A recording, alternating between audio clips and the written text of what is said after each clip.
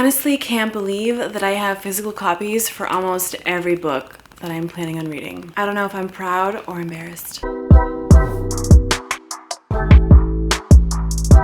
Hey friends and book lovers, welcome. As the title would suggest, today's video is my June TBR for the Olympics Readathon happening over at the Shelf Space Discord. There was a sign up time frame by May 24th, so I know people are gonna be like, I wanna do it too. And I don't think people can sign up after the 24th of May, so I'm sorry to have this video come up so late. If you are interested, you can maybe contact the mods and ask them, but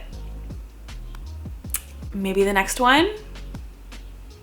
So I'm excited because I missed the Reindeer Games Readathon that happened in December. I ended up joining the Shelf Space Discord, I think in the middle of December, like early to middle. And I myself had missed that Readathon and I was sad. So I know how some of y'all might feel. But they are doing a June Readathon, so I'm really happy. I'm sure the Reindeer Games Readathon will happen again in December, at least I hope. So if y'all missed this one, you get to look forward to another one happening over the holidays. That's gonna be really exciting. I'm hoping that that one happens too, because that's gonna be amazing. I have the chance to be a helper on a team, so I'm gonna be like the assistant on the Nyx team, which is the goddess of night, and I'm excited because I love the captain of the team. She's lovely and sweet and amazing, so very excited to do this. And of course, there are 16 prompts based on all of the Greek gods and goddesses, like the smaller goddesses, any of the big three, and any of their children, or any of the other smaller goddesses. So there's a ton to choose from. So all teams compete,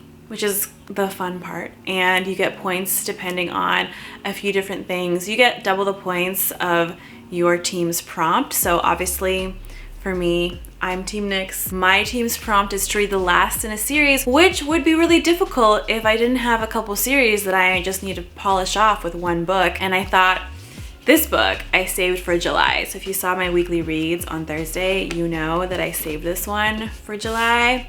But because we're doing a readathon and it's competitive, I'm gonna read this tome in June instead. And that is The Empire of Gold by S.A. Chakraborty. This one is the last in the trilogy, and I can't tell you too much without spoiling it, but you should definitely read City of Brass, because I didn't think I was gonna love it as much as I actually really did enjoy City of Brass. And I did like Kingdom of Copper, but I enjoyed City of Brass even more. I'm hoping that I'm going to just totally like fall in love with the last book in the trilogy. But either way, this one is a tome and I think it's going to give me some good points. So I am pretty confident that at least for this prompt, it won't change. And that's a nice feeling. For the other prompts, however, I will go through them in like order of the bingo board basically, but those can pretty much change at any moment. So yeah. So the first prompt in this bingo board is Zeus, and that is to choose a book that features a kingdom or a patriarchy. There is a unofficial buddy read going on in Shelf Space for the first book in the Long Price Quartet. I first heard about this on Alan's channel over on Library of Alexandria, and he talked about it in a way that really intrigued me. I don't know if I have similar tastes to his, but it was really intriguing, and I was like, yes, I definitely want to check that out, because I haven't heard of a quartet in fantasy that spans like a lifetime. So it doesn't just span a few years, it spans like characters' whole lifetimes. So I guess they start out like younger in their 20s and they go all the way up to the characters in their 60s. And that is something that I haven't seen a lot in fantasy fiction, and something that I am just intrigued by. So that was a selling point that drove me to want to read this series. But I'll read the back of the novel, and this is like the full quartet because I like the floppiness and I like the cover better for this one than the other covers. So it says, in a world of ancient empires and immortal magics, one man stands at the crossroads of history. With cinematic intensity and storytelling, Daniel Abraham, who is one half of the James S.A. Corey byline on the best-selling Expanse series, weaves unique magic, high-stakes betrayal, and political intrigue in the Long Price Quartet, combined for the first time in paperback. So that is, I guess, the book in a cinch, and I am really intrigued. I don't know if excited is the word, but intrigued is definitely the word. The next book is Poseidon, and that's to read a book that's set either in a lake, a river, or an ocean, so any large body of water. For that one, I really should have had all these books in order, but for that one, I put To Kill a Kingdom by Alexandra Christo on this. I feel like it's like kind of short and sweet. It's over 300 pages and I just need to knock it out at some point because I haven't read it. And it's a standalone and it's obviously based in an ocean because there's like mermaids and things. So I figured this one is going to be good for that prompt. And it's not as big as some of the other tomes that y'all will see on this TBR soon. Basically, it's about a siren like seducing a man that wants to kill sirens, and then she like convinces him that she can help him kill all the sirens, and I think it's like an enemies to lovers type of thing too. So it's got all that goodness and it's YA, so can't pass up like a good thing like this. And I've had it on TBRs previous and I think earlier in the year, and I still haven't gotten to it. So maybe this readathon will make me motivated enough to get to like all the books on this TBR. And maybe it'll be like that month where I read like 16 books. So the next one is Hades, and that's to read a book with a ghost theme or an undead theme. And this one I haven't actually decided exactly what I want to read, but I have a few options. So I could read Alatsoe, I could read City of Ghosts, I could read Bone Witch, I could read The Haunting of Tramcar 15, which is a shorter like novella. So even though I wouldn't get extra page points, I would get like the book point, which is still good. Or I could read Ninth House, which is kind of a tome in itself, but it's one that I really do want to read, especially if I read Crooked Kingdom. I could definitely read Ninth House. So those are the options that I have for that prompt. They are many, but I am trying to figure out, give myself some leeway for the ones that I'm not sure I might complete. Then I at least have like some, so if I feel like mood reading, I could like pick from a list to mood read, you know what I'm saying? The next one is Hestia, and that's to pick a book with the found family trope. Now I also have two for this one. I have Voice of War by Zach Argyle. That's a book that's being read on the shelf published in Discord. He's a self-published author and I've heard nothing but amazing things about Voice of War. Honestly, like probably some of the best things I've heard for a novel, and I don't even really know what it's about. I know that there's like an awesome magic system. I know that the cover art is beautiful. I know that the author is really nice and he's like cool and chill, and I don't know. All of that makes me want to read the book, and all the good reviews make me want to read the book too. Joanna has a review on Voice of War, which I'll link down below if you guys want to check it out. And it's just great to support self-published authors. So like, why not? I do have another one for this prompt as well that I might read, and I could read it, I could not read it. We'll see. It is one that I want to read, and I think my little team is going to do like a buddy read for it, so that gives me even more like of a push to read it. And that book in particular is Crooked Kingdom by Leigh Bardugo. Of course, as we all know, the Six of Crows duology, it definitely has that found family trope in it. In fact, it is many folks' favorite way of having a found family trope written, because it's based off of a heist, and there's just like all these different personalities that like somehow they all care about each other and they all make this fantastic like awesome team together. So I read the first one, Six of Crows, a couple months back, and I enjoyed it. I didn't cry like I thought I was gonna cry, but I do expect tears for this one. So I'm like hesitant because me and emotions, we don't really like to be friends, you know? The next one is Hephaestus, and that is to read a book with the word or the image of fire on the cover or the title. And so for this one, I'm gonna be reading Fire Falling by Elise Kova. We read the first one in this series, which is Air Awakens, a few months ago on the shelf published in Discord as like an unofficial buddy read pick. And this one is easy. It's a good time. It's a nice YA pick. It's like a little fantasy romance series, and it is the second in the quartet.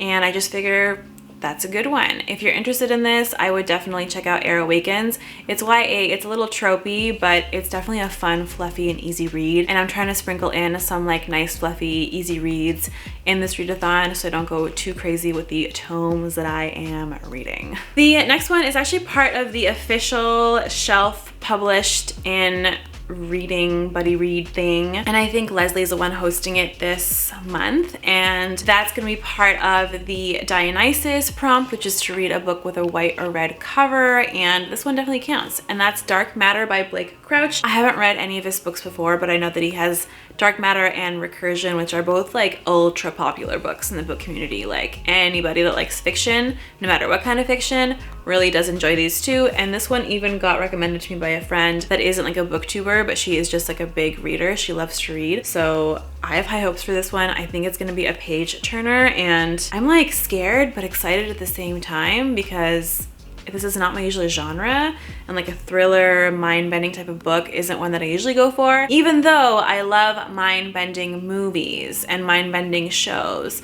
So this might be up my alley, and I can discover like a whole new genre of books I didn't know that I was gonna love so much. Oh, the excitement of everything. The next one is Hermes, and that is a book that involves travel, vacation, a quest, and I had a hard time finding one because I couldn't think of anything, even though all fantasy or most fantasy books have quests in them. So I thought, oh, I'll read a book, and if it fits into the quest category, I'll do it for that prompt. But then I remembered that I'm buddy reading Bitter Twins by Jen Williams this month with a bunch of my buddies, and this fits the quest prompt. If you read the back, you know, there's like this mysterious island with these mysterious people that might be on it, and that's definitely questy, travel-y type of a synopsis, and I'm gonna say that this book counts, and I am excited that it fits a prompt because, oh man, I'm trying to fit books into prompts like there's no tomorrow. So this next one I had a hard time with as well, and then I had like 3 books on my list. So I have the option of kind of mood reading my way through this prompt, but I have like a main book that I've picked and then like a couple of ones that could fit as well. And this one is for Artemis, so it's either the words night or moon in the cover or on the title. And my main squeeze is gonna be The Killing Moon by N.K. Jemisin because I love N.K. Jemisin, and it has like a big old red moon and the word moon, so it's perfect for this prompt. I thought, why not? I want to read all of her books and I can squeeze one into this readathon. The other options that I have are We Hunt the Flame by Hafsa Faisal. This does have like a little crescent moon on the cover, I'm pretty sure, and so that would fit the prompt. And then I also have Nevernight by Jay Kristoff, which he's a problematic author, so if you don't know, now you know, you could look it up. But I have that trilogy and I have some of his books that I do want to read, so I might read them eventually. I might squeeze that in for this readathon, we'll see, but just full disclosure about Jay Kristoff, so y'all know.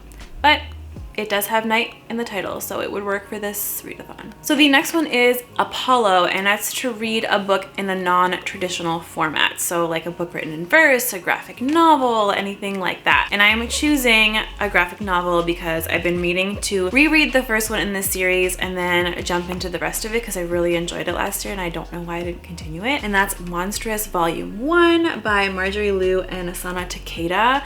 This is like apparently steampunk fantasy with like horror elements, and it's kind of gory, but it's kind of great, and I'm gonna reread it because I want to get back into the story. It's definitely very immersive and it takes a bit to figure out. Like at first you're kind of like, what? And then I remember being like, oh.